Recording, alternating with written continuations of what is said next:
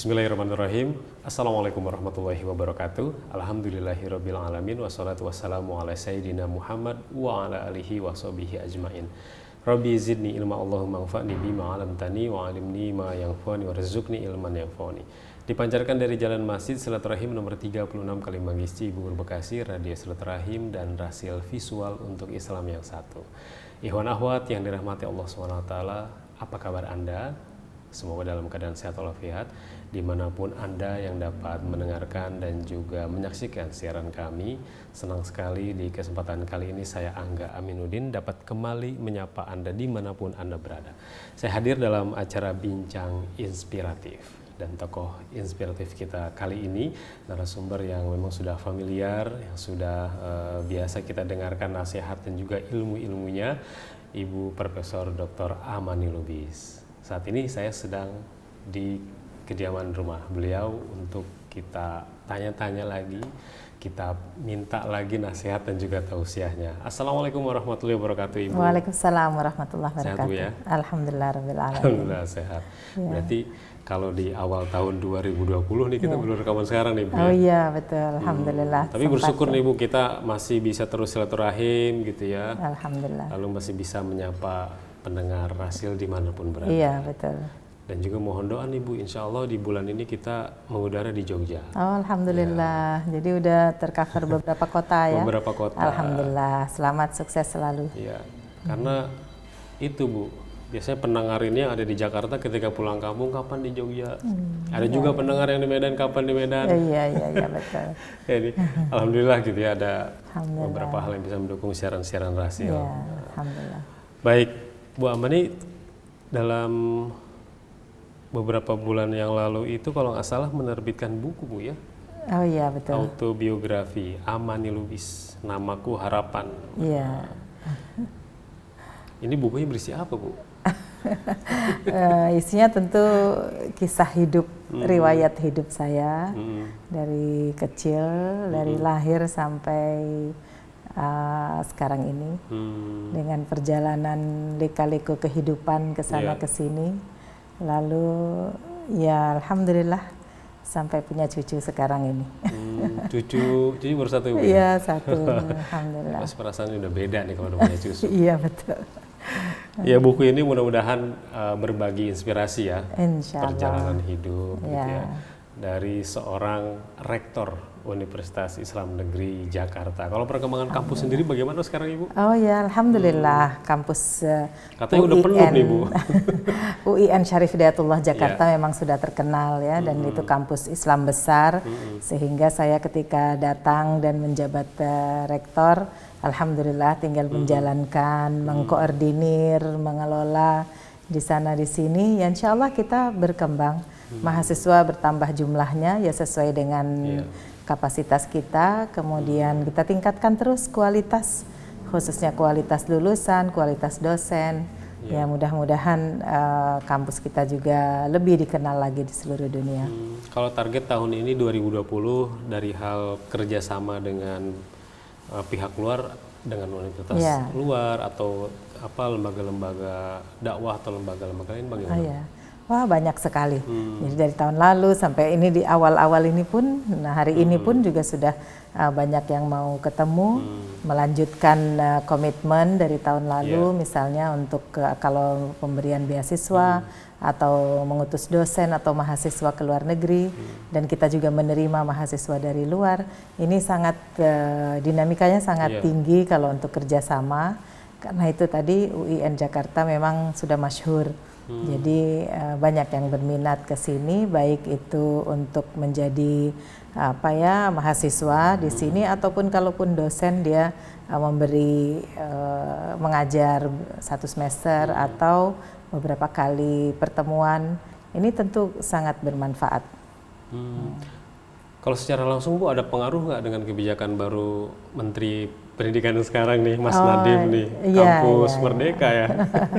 Iya, betul. Tentu kalau itu, kalau itu belum ada respon, tetapi kita menunggu karena UIN Jakarta di bawah binaan Kementerian Agama, ya beberapa prodi fakultas memang di bawah Kementerian Dikbud, tetapi kita secara umum untuk menjadi kampus merdeka atau belajar merdeka itu tentu kita harus mengacu pada aturan yang dibuat oleh Kementerian Agama. Kalau nanti Kementerian Agama sudah mengikuti sepenuhnya seperti Dikbud, maka kita tentu harus mengikut. Baik, itu mengawali Iwan bincang inspiratif kita di kesempatan kali ini. Karena insya Allah kita kesempatan kali ini akan mengangkat topik menjaga lingkungan. Menjaga lingkungan sebagai faktor penunjang kesehatan dalam Islam.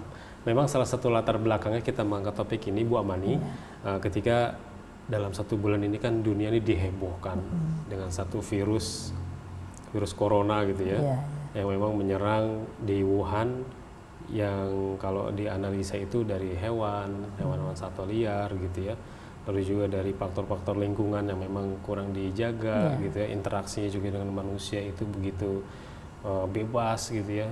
Dan secara Islam, lalu secara ilmu pengetahuan, kita sebenarnya ingin tahu bagaimana sih sebenarnya menjaga keseimbangan alam gitu ya, dengan hutan, dengan satwa gitu ya, dengan lingkungan, supaya tidak menimbulkan bencana. Karena virus ini udah jadi bencana nih Bu, korbannya udah banyak gitu ya. Nah itu jadi topik kita Ikhwan Akhwat. Dan sebagai pembuka, mari kita serahkan dulu kepada Bu Amani. Silakan Ibu. Baik, terima kasih Mas Angga. Alhamdulillah Rabbil Alamin, wassalatu wassalamu ala ashrafil mursalin, Sayyidina Muhammad wa ala alihi wa sahbihi ajma'in, amma ba'd. Pemirsa yang terhormat serta para pendengar dimanapun Anda berada, alhamdulillah kita berjumpa lagi dalam tayangan episode ini. Tema penting tentang lingkungan hidup dan bagaimana kita manfaatkan untuk menjadi manusia yang sehat, untuk menjadi muslim yang sehat dan mampu melaksanakan tugasnya untuk membangun negeri, untuk membangun peradaban, insya Allah. Nah, lingkungan hidup tadi yang mukadimah tentang virus, tentang penyakit yang sekarang sedang mewabah, sedang mewabah di dunia ini adalah akibatnya, atau yang contoh satu ini adalah karena dari makanan. Makanan yang dimakan yang kurang bersih, yang tidak bersih, yang kalau kita sebut dalam ajaran Islam tentu tidak halal, tentu akibatnya akan merusak seperti ini. Bukan hanya merusak dirinya tetapi juga merusak dunia semuanya. Berapa negara sudah tercemar ya dengan virus ini, sudah wabahnya menyebar. Berapa korban sudah jatuh, bukan hanya sakit tetapi juga sudah banyak yang wafat. Nah, ini tentu kita harus melihat kembali. Allah Subhanahu wa taala berfirman, A'udzubillahi minasyaitonirrajim. Bismillahirrahmanirrahim. Kulu washrabu wala tusrifu innahu la yuhibbul musrifin. Ayat ini penting sekali, ditujukan kepada seluruh manusia, bukan hanya orang Islam, bukan hanya yang mau mengikuti makanan halal, tetapi kepada seluruh umat manusia. Makan dan minumlah, dan jangan berlebihan, karena Allah tidak menyukai orang-orang yang berlebihan, yang suka memakan atau minum berlebihan, baik itu jumlahnya ataupun jenisnya, bahkan sampai mencakup yang dilarang juga dimakan. Nah, ini adalah peringatan dari Allah bahwa kalau kita makan dan minum tidak berlebihan, maka kita akan sehat. Tetapi kalau makan dan minum berlebihan, maka tentu Allah juga akan memperlihatkan akibatnya kepada kita. Juga ayat Al-Quran lain menjelaskan lebih tegas lagi. Ya ayyuhalladzina amanu kulu min tayyibati ma razaqnakum. Allah Subhanahu wa taala berbicara atau mengarahkan firman-Nya kepada orang yang beriman bahwa harus makanlah dari hal-hal yang baik, yang higienis. At-thayyibat definisinya bukan hanya yang enak, lezat, indah dipandang ya seperti kuliner-kuliner sekarang, tetapi harus higienis, harus halal. Itu yang didefinisikan para ulama di zaman dahulu dan juga zaman sekarang. At-thayyibat adalah yang menyehatkan, higienis dan halal. Dan rezeki Allah, karunia Allah untuk makanan yang halal, yang thayyib itu sangat banyak sekali. Maka kita dihadapkan pada pilihan-pilihan.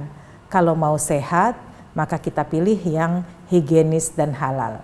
Yang kita lihat sekarang ini semuanya merasa boleh coba-coba makan anak tikus, makan ular yang berbisa, makan daging mungkin kelelawar, atau juga daging mungkin musang atau juga serigala, ya hewan-hewan yang buas itu. Nah, dalam Islam sudah ada panduannya, tidak kita makan an-natihat, ya ada ayatnya. An-natihat itu yang punya tanduk besar kemudian bisa menyerang dengan tanduknya, dengan kepalanya. Ya, seperti hewan yang tidak umum dimakan ya, seperti banteng misalnya, atau hewan lainnya. Tentu yang halalan thayyibah itu juga yang tidak bertaring, yang halal dimakan. Hewan yang tidak bertaring, serangga yang tidak membahayakan, yang tidak boleh dimakan adalah serangga yang membahayakan, kemudian hewan bertaring dan yang berbisa dan lainnya. Tentu ini kalau dimakan mungkin saja manusia merasa tidak terlihat akibatnya langsung setelah memakan itu. Tetapi lama-kelamaan bukan hanya dirinya, satu orang itu yang memakan atau juga yang memasak yang sakit, tetapi justru satu kota atau berbagai negara, banyak negara. Nah, inilah peringatan dari Allah bahwa sudah banyak manusia yang makan dari hal-hal yang tidak sehat, yang bahkan beracun, dan juga bisa menimbulkan jenis-jenis baru dari virus yang tadinya 10 tahun, 20 tahun lalu tidak ada. Maka orang-orang tetap makan ular, makan kelelawar, makan kera, ya, daging monyet atau daging tikus ataupun anjing. Nah, ini makanan yang tidak dibenarkan dalam Islam. Mereka ya makan saja, alasannya sehat dan enak. Memang terasa sepintas enak dan sehat, bahkan kelihatannya juga tidak beda dari daging-daging yang biasa, daging sapi yang halal atau kuda atau rusa, itu semua halal, atau onta juga halal. Tetapi kelihatannya sama, namun sebenarnya ada racun yang tersimpan. Ya, sama juga dengan larangan makan daging babi bagi umat Islam. Ini juga di dalamnya ketika diteliti ada mengandung apakah itu bakteri yang dimakan, dimasukkan ke dalam perut kita, dikonsumsi, nanti akan berubah. Bisa menjadi virus, bisa menjadi yang mematikan. Nah, inilah hikmah dari larangan makanan yang tidak menyehatkan. Dan menjaga lingkungan hidup adalah wajib bagi umat Islam. Dunia ini, alam semesta semua, langit dan bumi, semua ini diciptakan oleh Allah. Semua yang ada di atas bumi, dari gunung, laut, hutan, daratan, sungai, daratan tinggi, dataran tinggi, lembah-lembah, semua itu ada fungsinya di bumi ini. Oleh karena itu tidak boleh dirusak.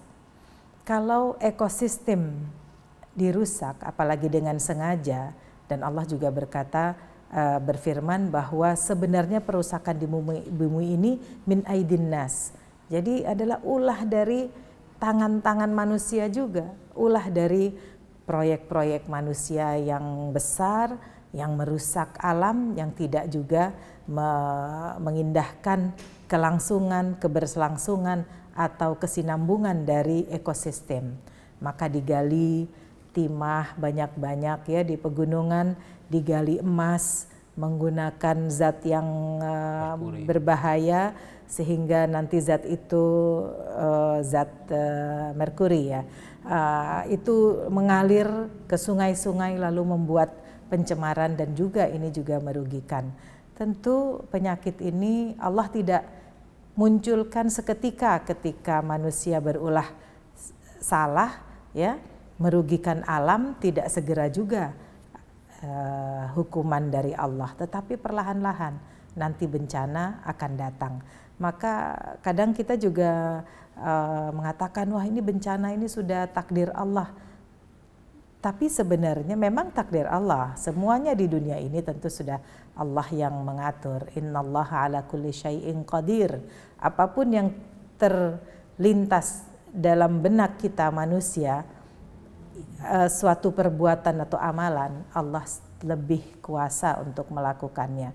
Jadi memang bencana alam itu takdir Allah atau sudah menjadi sunnatullah, tetapi manusia harus belajar. Itu adalah pembelajaran bagi manusia.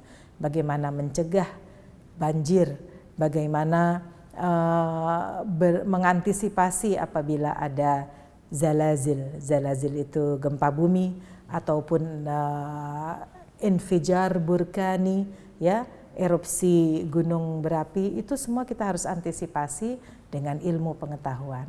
Nah, di sini lingkungan hidup sangat berkait dengan kehidupan beragama, dengan keimanan seorang, sangat berkait dengan ilmu pengetahuan, karena kita ternyata dengan mengkaji alam harus mengenal banyak sekali ilmu.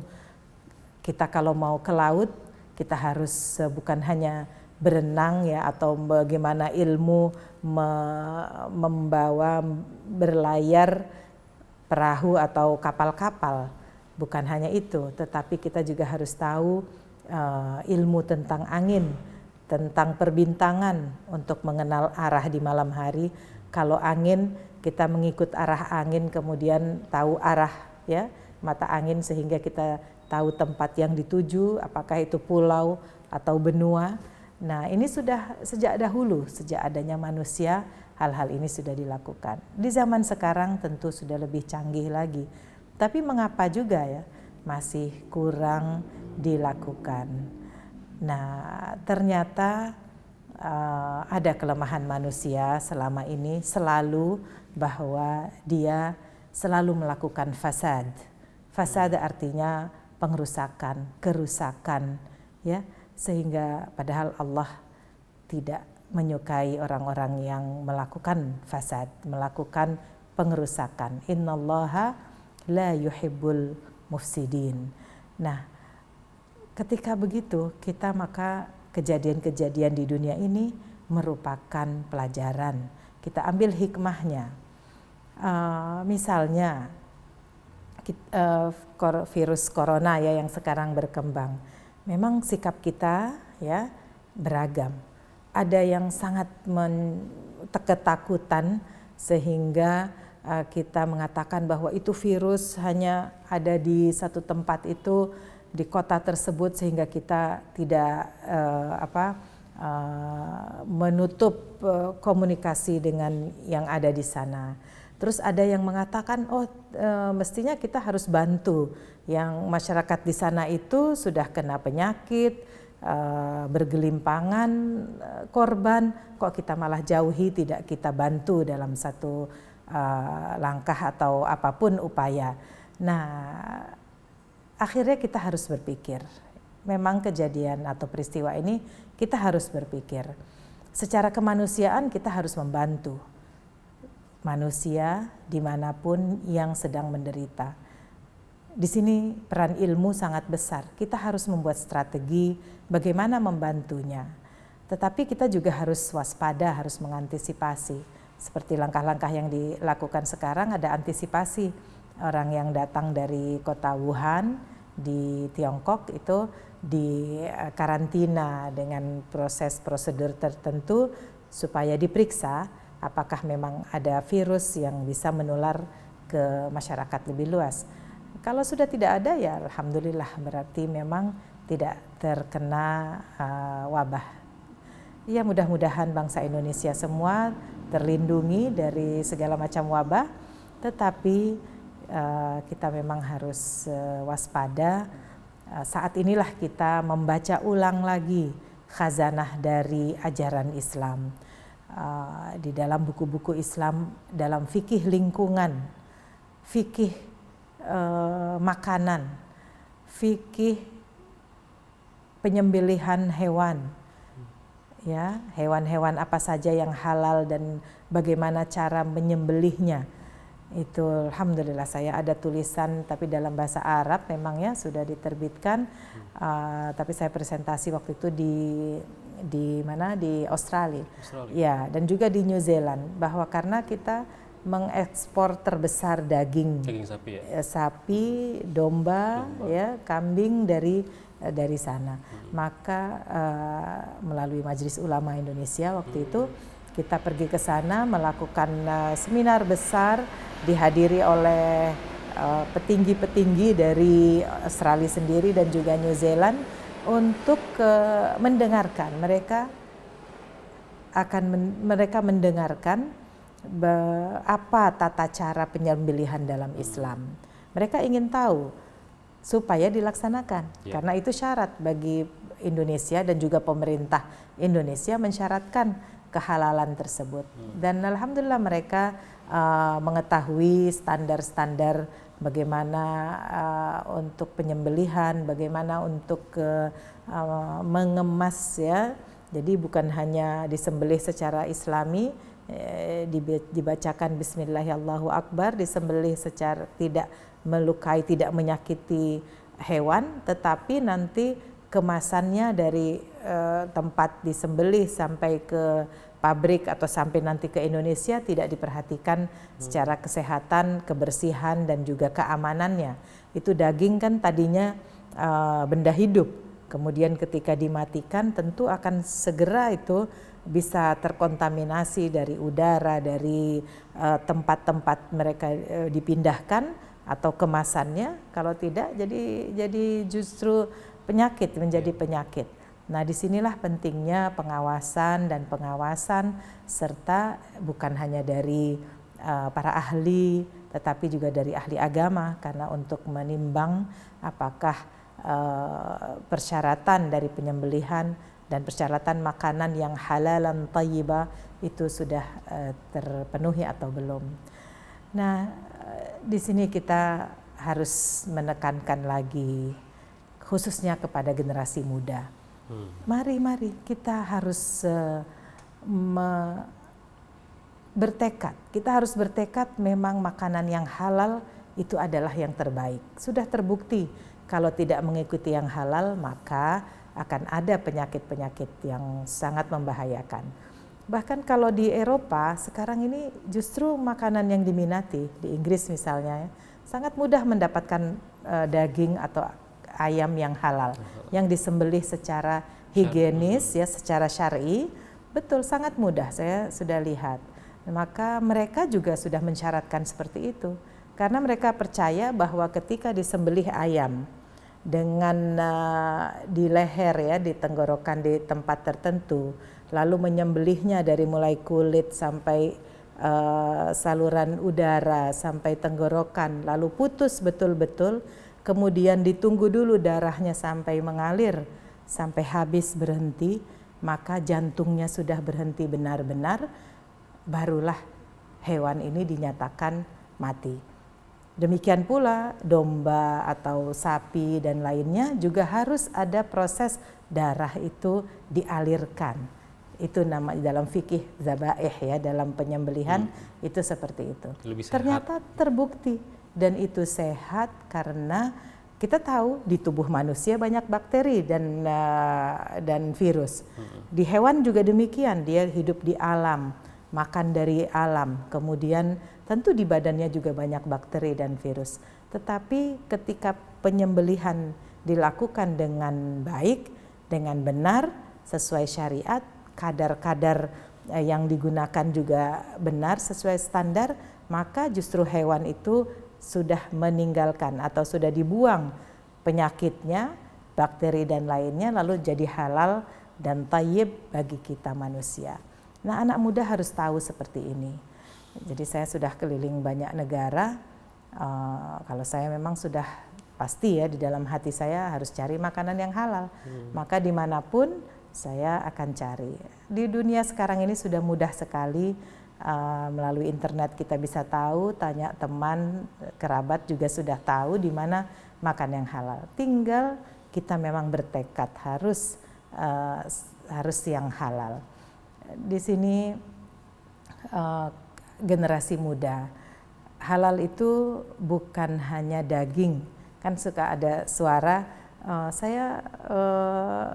kalau daging tidak disembelih secara halal, yang penting dimasak, terus ketika mau dimakan baca bismillah, itu aja, katanya itu sudah halal.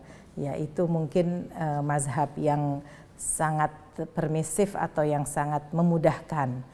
Jadi ya, yang ya semuanya boleh, yang penting kita baca bismillah. Nah, di sini ya kita tahu tadi, saya mungkin nggak perlu mengulang lagi tadi bahwa cara penyembelihan itu yang sehat ya adalah yang mengikuti tata cara dan standar penyembelihan yang baik. Dan kalau sekarang ini kan penyembelihan massal bagi unggas atau sapi dan domba itu kan lewat di pabrik ya, dengan mesin.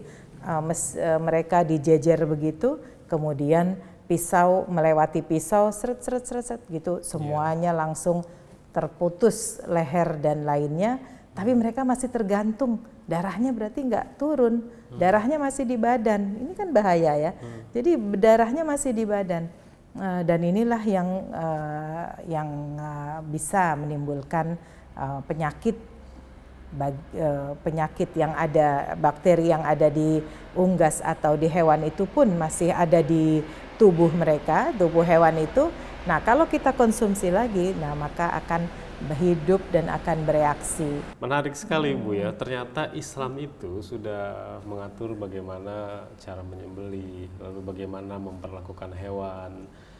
Ketika dunia hampir lupa sebenarnya gimana sih memperlakukan hewan yang akan dia makan gitu ya. Iya, sehingga akhirnya kan menimbulkan wabah, virus. Saya dapat satu info justru Bu, ternyata dulu di Mekah juga pernah ada wabah kolera ya di tahun 1900-an, dan alasannya memang karena waktu itu hewan-hewan yang disembelih itu nggak diurus, jadi dibiarkan tergeletak begitu aja. Apalagi waktu pas musim haji kan banyak gitu ya. Nah, manusia kan berarti terlihat ini ada keteledoran gitu ya, selalu ada khilaf gitu ya. Ini mengingatkannya bagaimana tadi tuh, untung anak-anak muda udah diingetin. Kalau sekarang Bu, rata-rata anak muda juga yang penting enak makan aja lagi. Oh iya, apalagi sekarang juga yang pedes ya. Yang pedes makan aja. Yang manis dengan rasa, dengan warna-warni yang menarik dimakan aja. Ternyata itu tidak baik. Nah, untuk contoh kalau Indonesia kan punya MUI ya, Majelis Ulama Indonesia, yang bisa memberikan fatwa, lalu juga memberikan pendampingan kepada umat. Jadi setiap kapanpun ilmu mengenai bagaimana memperlakukan hewan juga itu terus bisa diturunkan ke generasi dan generasi. Nah, kalau secara dunia bagaimana Bu kita merawat itu? Iya, itu sekarang zamannya tidak susah. Jadi umat Islam ada dimanapun, di negeri manapun ada. Walaupun cuma 2-3 orang di dekat kutub atau di daerah manapun, Sahara sekalipun, pasti ada umat Islam. Dan dia ketika makan, dia pasti akan cari yang halal dan yang baik baginya. Maka ya informasi ini sudah tersebar. Bagi yang belum tahu, ya ketika mendengar ada makanan yang baik, ya dia mesti cari tahu ya, cari tahu. Lalu misalnya juga tadi, makanan yang berwarna merah, kuning, hijau itu kenapa sih bahaya? Ya, ternyata kita harus tahu, harus punya wawasan bahwa makanan itu ya zat warnanya harus yang alami. Tapi kalau buat cat kayu atau cat tembok lalu pewarnanya itu kita makan, ya jelas tidak bisa dicerna oleh usus kita ya, dalam tubuh kita akan mempengaruhi, itu jadi racun di dalam tubuh kita. maka akan lemah, organ-organ tubuh kita akan bekerja menghadapi benda asing ini di dalam tubuh kita akan lebih keras, sehingga lama-kelamaan menimbulkan penyakit. Ya, oleh karena itu wawasan kesehatan bagi siapapun, muda, tua, bagi laki-laki, perempuan harus. Jadi kita bisa mencegah penyakit jantung, kita bisa mencegah penyakit ginjal, bisa mengetahui bagaimana makanan dalam usus kita jalan atau mengalir di usus itu dengan sehat tanpa hambatan. Berarti apa yang kita konsumsi juga harus kita kenal. Ada yang namanya serat, ada yang namanya lemak, ada yang karbohidrat, ada yang bisa menghasilkan enzim, bisa menghasilkan vitamin, ada yang mineral, protein. Kalau Ustadz Angga tahu nggak itu? Zat-zat ini dari makanan ini bisa namanya mineral, ini namanya protein. Protein atau paling vitamin. Buah-buahan aja Bu. Iya. Taunya buah ini vitaminnya ini. Vitamin gitu C, ya. jeruk gitu ya. Jeruk. Kalau wortel vitamin A gitu ya. Itu mungkin dalam buku-buku kita udah pelajari. Nah, tapi banyak yang lupa juga ternyata. Saya tidak suka wortel, tidak suka jeruk itu nanti bikin sakit perut mah. Padahal belum tentu. Mungkin Itu salah caranya aja. Sudah jadi stigma, orang takut kalau makan jeruk jadi nanti sakit mah. Nah, kalau saya alhamdulillah dalam keluarga saya selalu jaga supaya anggota keluarga jangan kena sakit mah. Karena itu akan mengganggu, menurunkan metabolisme dan mengganggu aktivitas. Nah, alhamdulillah tentu dijaga dengan dari awal sistem gizi dan juga waktu-waktu makan dan lainnya. Ternyata alhamdulillah tidak. Kalau bicara kesehatan gizi ini pengaruhnya banyak ya Bu ya.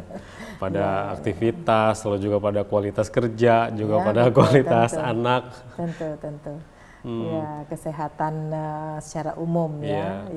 Nah, Ibu bicara pangan juga kan. Sebenarnya ini dari masa ke masa selalu menjadi perdebatan. Ketika manusia populasinya bertambah banyak gitu ya.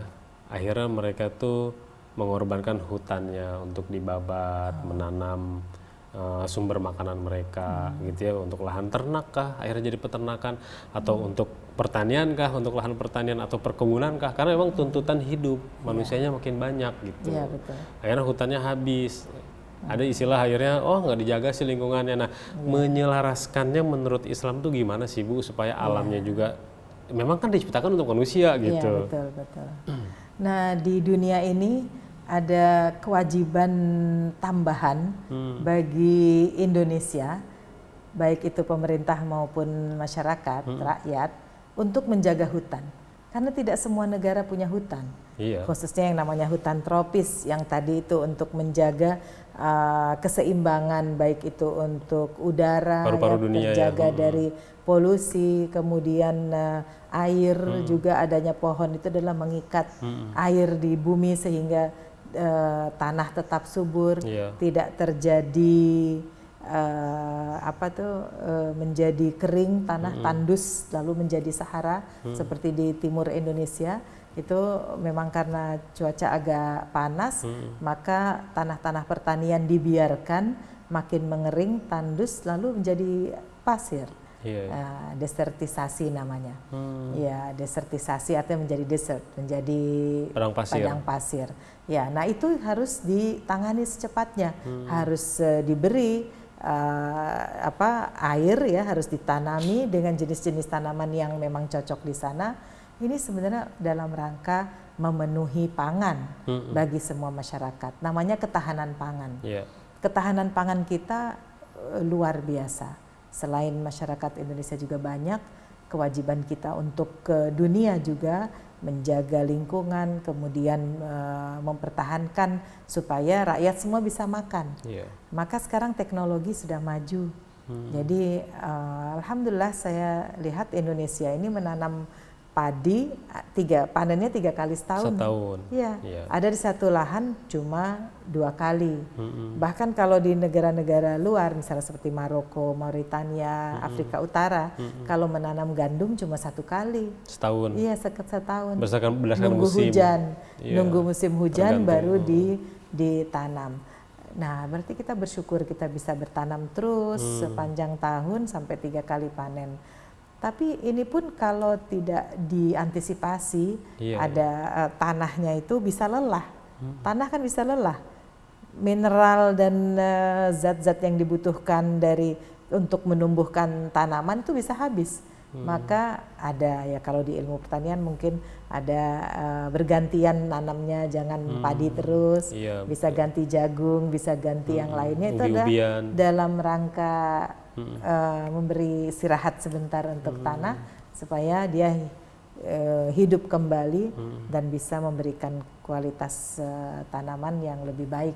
Apalagi beberapa negara maju, contoh kayak Jepang aja kan malah memanfaatkan lahan itu di gedung-gedung aja bisa nanam gitu ya. Nah, ada ya vertical garden atau menanam seperti itu. Bahkan kalau di Jepang saya dengar taman-taman itu semua di bawah tanah. Tamannya di bawah tanah? Ya, pertanian di bawah tanah. Ini ahli ruang bawah tanah yang menyatakan kepada saya. Kampus 11 lantai sudah di bawah tanah. Jepang ini. Jadi sekarang nggak ke atas ya, ke bawah sekarang ya? Ke atas bisa jatuh karena gempa. Kalau di bawah justru tertahan. Dia akan bergerak dengan tanahnya, dengan daratannya. Jadi pulau-pulau Jepang itu ya kan rentan seperti di Indonesia juga, termasuk Ring of Fire. Tetapi di sana bisa bikinnya di ruang bawah tanah. Jadi kampus 11 lantai ke bawah, mall-mall mungkin 5 lantai juga di bawah tanah, pertanian bisa di bawah tanah. Nah, ini kan kita mencengangkan ya. Kalau kita heran karena kita daratan juga masih luas, matahari ada terus. Nah, ternyata mereka sudah mencoba dengan kehidupan, dengan tata cara mengelola tanah ya dengan cara baru, modern, sehingga bisa dilaksanakan seperti itu. Mudah-mudahan saya juga bermimpi punya kampus di bawah tanah, underground campus. Underground? Yes, ya. Iya betul, seperti MRT begini kan. Iya betul. Itu kan sudah puluhan meter itu, hanya untuk kereta lewat itu 30 meter. Ternyata yang tanah digali ke bawah untuk menyiapkan. Nah itu kan sudah dalam ya, 30 meter tuh udah hampir 10 lantai gedung kan. Iya. Maka sebenarnya bisa. Nanti dipikirkan taman gitu ya. Insya Allah. Kalau kami di UIN Jakarta sudah memikirkan. Gitu tinggal restu dari Allah aja. Wah, mudah-mudahan dilancarkan. Amin. Dan juga yang menjadi perhatian dunia itu kan Bu, ketika dulu nih melihat Timur Tengah ya khususnya negara-negara di sana kan tandus, batu, padang pasir. Tapi sekarang udah ada negara yang dulunya tandus, sekarang bisa bikin tanaman, Bu. Hijau semua gitu ya. Itu intinya ada air.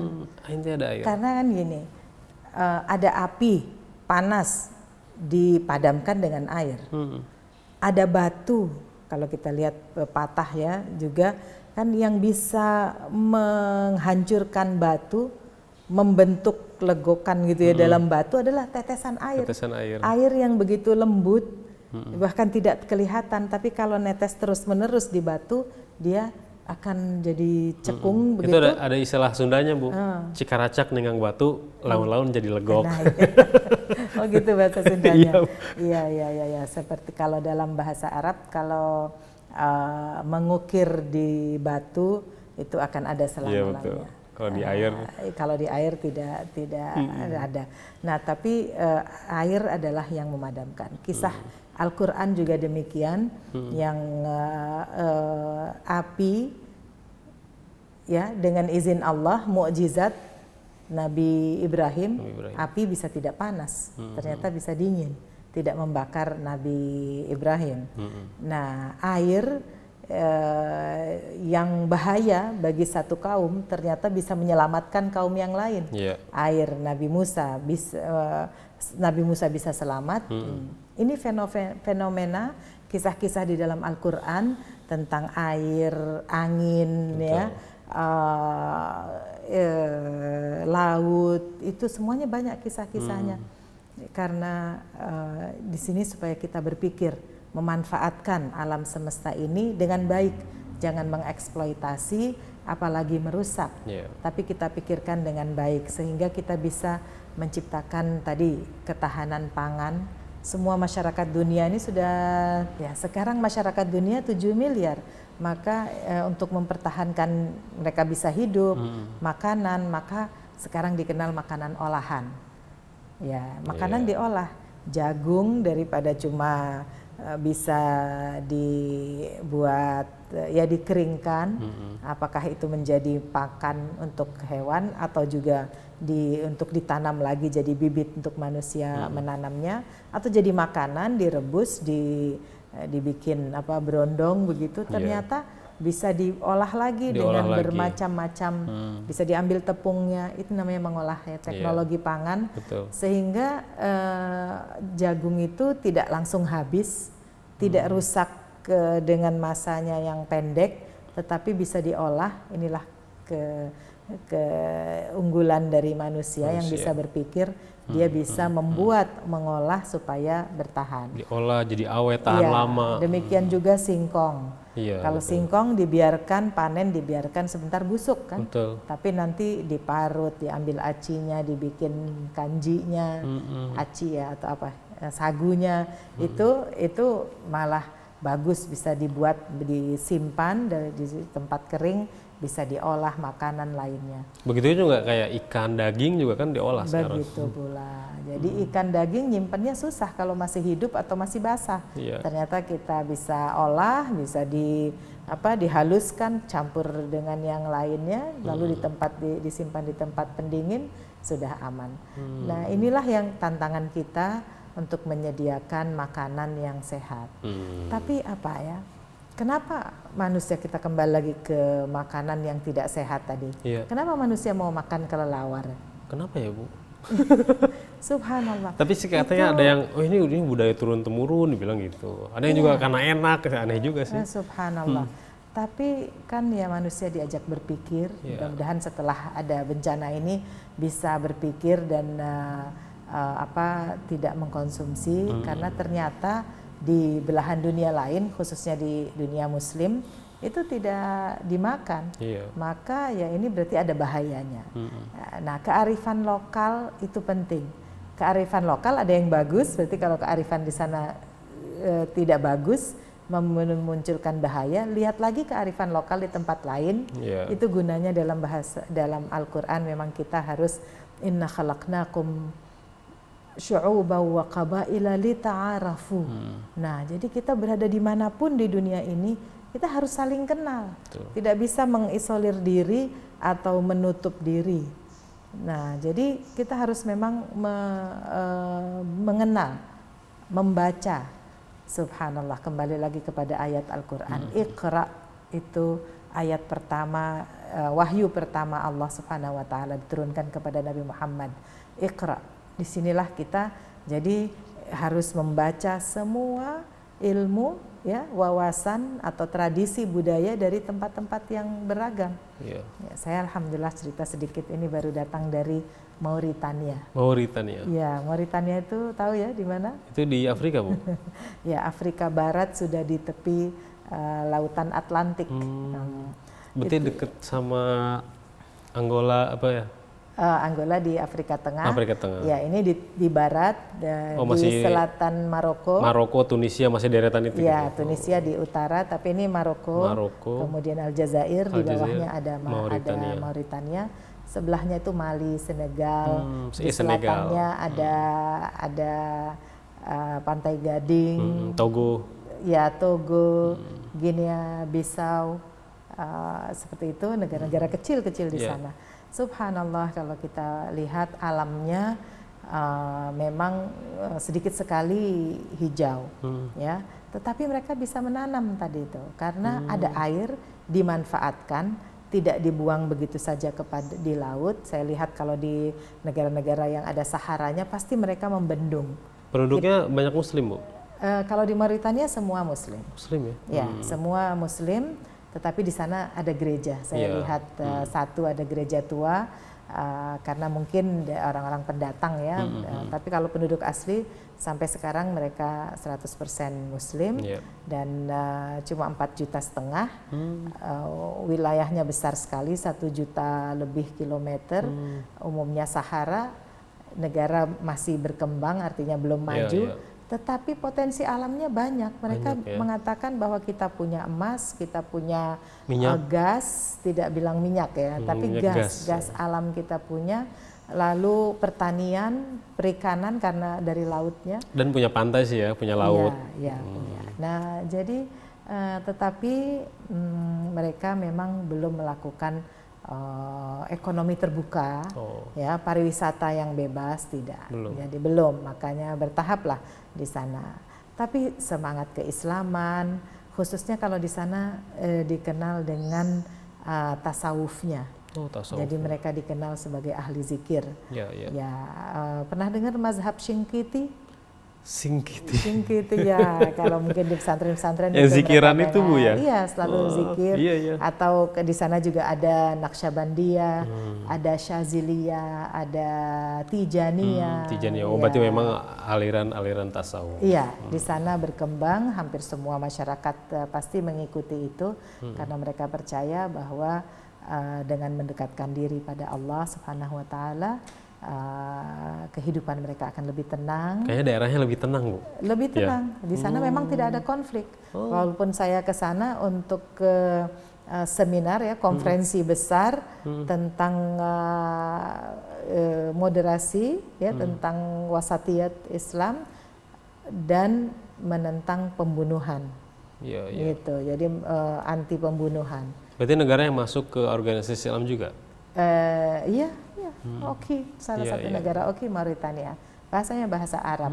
Nah, di sana itu bukan berarti di sana ada pembunuhan, ada gerakan ekstrim teroris, bukan. Di sana negeri damai sekali. Tetapi justru tetangga-tetangganya, yang Mali ada Boko Haram, lalu Nigeria juga. Senegal juga ada yang lainnya ya, gerakan-gerakan lainnya. Nah, untuk mengantisipasi ini konferensi itu kita lakukan. Nah, saya mau pindah kepada yang tadi itu, bahwa ketahanan pangan memang harus dipikirkan. Mengapa manusia mau makan yang tidak halal? Iya, kenapa sih? Itu karena ada sifat rakus ya. Hawa nafsu. Hawa nafsu yang jadi syahwat atau hawa nafsu yang tidak dikendalikan dengan satu apapun. Ajaran agama sangat mengendalikan, ya, mestinya bisa mengendalikan, dan ini kita alami betul. Ketika kita berwawasan agama, maka kita akan lebih bisa mengatasi hawa nafsu, mengekang syahwat dan lainnya, karena kita ada yang ditakutkan, Allah Subhanahu wa taala. Sama dengan yang masyarakat Mauritania tadi, tenang, bertahun-tahun tidak ada konflik di sana, karena mereka memang ahli zikir. Dijaga batinnya, jiwanya ya. Sudah mengedepankan perdamaian, mengedepankan ya cara-cara damai, berarti dengan dialog, tidak dengan membunuh, tidak seperti umumnya di Afrika mereka ada tradisi balas dendam. Ya, kalau dibunuh satu dari sini, orang sekampung dari sana nyerang. Orang sekampung dari sini, ya itu masih tradisi. Konflik kan rata-rata begitu. Kesukuan kabilah ya, tribes itu tradisinya begitu. Nah, mereka mulai memberi wawasan itu tidak baik, tidak boleh. Kalau dalam Islam harus kembali ke ajaran Islam. Yang bersalah satu, ya yang dihukum satu itu. Jangan dibunuh semua, membabat semua satu kampung. Berarti itu menimpakan dosa orang lain kepada yang lain, itu tidak boleh. Allah mengatakan la taziru waziratun wizra ukhra. Jadi orang lain tidak akan menanggung kesalahan orang lain. Seseorang tidak akan menanggung kesalahan orang lain, ya. Jadi memang yang bersalah, yang membunuh, nah dialah yang harus dihukum. Oleh karena itu dalam konferensi itu di Afrika mulai harus diterapkan tidak boleh membunuh, ya. Gerakan teroris dan ekstrim itu juga sebenarnya mereka mengakui, ya, ulama-ulama itu bukan budaya orang Afrika. Tradisinya mereka damai. Masuk Islamnya ke mereka pun dengan damai, tidak dengan perang. Itu saya juga baru tahu ya, karena saya biasanya di Afrika Utara aja, di Mesir, Sudan, sama Maroko. Tapi ketika kita berdialog lebih dalam dengan orang-orang Afrika, ternyata mereka ini asal usulnya mereka semuanya damai, baik. Sistem pembelajaran ajaran Islamnya pun seperti pesantren kita ya, dengan kiai-kiai atau syekh ya di tempat-tempat tertentu, sehingga mereka itu damai, sebenarnya jiwanya tenang. Tapi ya ini mungkin salah satunya karena faktor penjajahan kali Bu. Betul, saya mau ke sana. Memang penjajahan itu yang bikin karena kan mengambil hak ya, merampas, menguasai lahan, adu domba, mengambil. Kalau di Afrika itu kan kekayaannya sangat banyak. Bayangkan berlian, berlian itu yang bagus-bagus itu dari Afrika. Betul. Lalu yang menikmati tentu kan orang-orang lain, maka disitulah mulai muncul masyarakat juga dibelah-belah. Itu divide and impera itu ya, akhirnya perang saudara lah, divide and empire. Itu jadi dia memecah belah masyarakat, lalu mereka menguasai tempat. Itu sudah hukumnya kolonialisme ya. Nah, sekarang negara sudah berdiri, negara bangsa, maka mereka mulai bangkit. Ya, mulai lagi membangun, mulai lagi baru mulai mendidik ya. Alhamdulillah di Indonesia banyak itu pemuda-pemuda Afrika belajar ke kita ya, misalnya ke UIN atau ke kampus-kampus Islam lain, banyak sekali. Baik, luar biasa itu informasi yang luar biasa Ikhwan Akhwat. Bu, kita jeda dulu ya. Ikhwan Akhwat, kita jeda, nanti kita akan kembali di sesi kedua. Tetaplah bersama kami.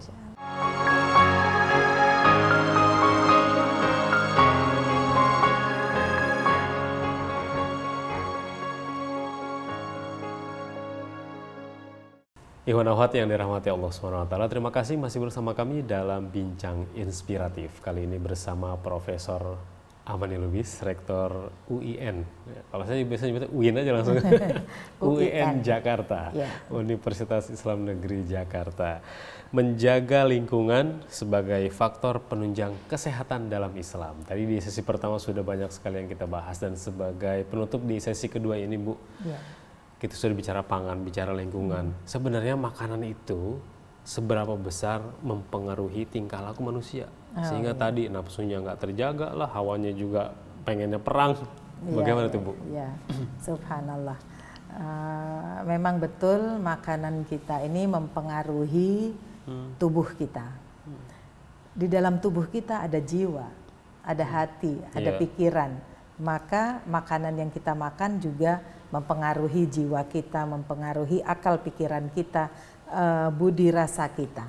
Kalau kita selalu makan yang panas-panas, kira-kira badan kita jadi apa ya? Panas. Jadi panas. Lalu sikap kita jadi keras. Nggak mungkin jadi kalem ya, nggak match gitu. Kalau kita makannya panas-panas, terus lalu orangnya kalem.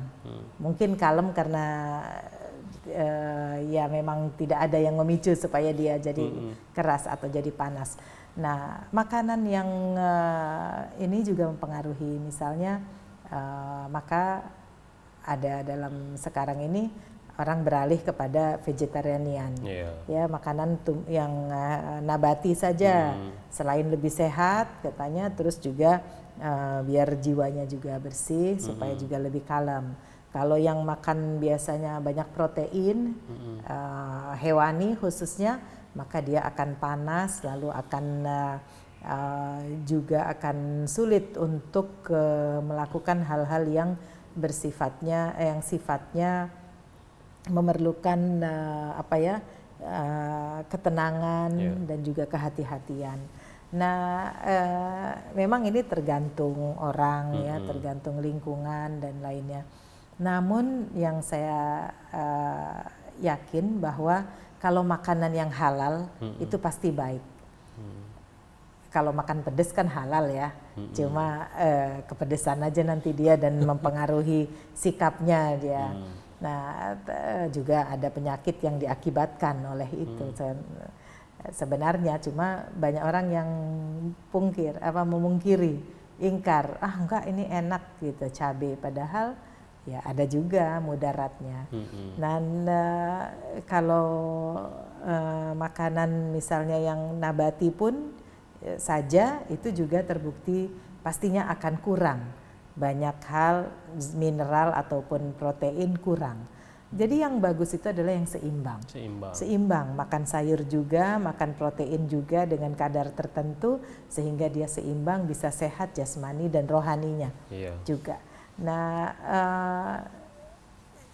mengapa tadi ayat Al-Quran kulu washrabu wala tusrifu. Kulu itu makanan kita konsumsi, minum juga kita konsumsi, tapi la tusrifu itu adalah sikap. Sikap perbuatan kita. Jadi jangan berlebihan, jangan makan terus sampai tidak tahu batas. Atau yang tidak boleh pun mau coba-coba. Sama juga misalnya seperti menghisap ganja begitu. Itu kan juga namanya menghisap ya, mengkonsumsi. Ternyata bikin rusak pikiran. Bikin rusak hati, dan dalam arti mental ya. Nah, selain juga merusak fisik. Nah, jadi itu sebenarnya apa yang kita konsumsi juga akan berakibat pada fisik dan mental kita. Allah mengaitkan makanan ini halalan thayyibah. Jadi kulu min thayyibati ma razaqnakum. Allah memberi rezeki, ya misalnya makanan yang tidak baik, itu kan juga ciptaan Allah. Kelelawar ciptaan Allah. Yang lainnya misalnya babi juga ciptaan Allah. Tapi ada larangan Allah juga tentang hewan-hewan seperti ini untuk dikonsumsi. Bukan berarti hewan-hewan ini tidak ada manfaatnya di dunia, tentu ada manfaatnya. Ada manfaatnya buat ilmu pengetahuan, buat sains. Tentu kita akan teliti hewan-hewan ini sejauh mana mereka bisa dimanfaatkan oleh manusia. Kalau sudah tidak manfaat ya berarti ekosistem untuk alam dia ada manfaatnya, bukan hanya untuk manusia, tetapi juga untuk alam, ya, untuk alam. Maka itulah fungsi bahwa Allah menciptakan yang baik dan yang buruk itu semua dari Allah. Tinggal manusia sekarang memilih, dia punya daya pilih, dia punya akal untuk menentukan mana yang baik untuk dirinya. Maka Allah menentukan kulu min thayyibati ma razaqnakum. Ya, makanlah yang baik, baik tadi kita katakan bahwa sehat dan higienis serta halal, cara-cara penyembelihannya baik. Mimma razaqnakum, dari yang kita kasih, yang kita karuniakan di alam semesta ini.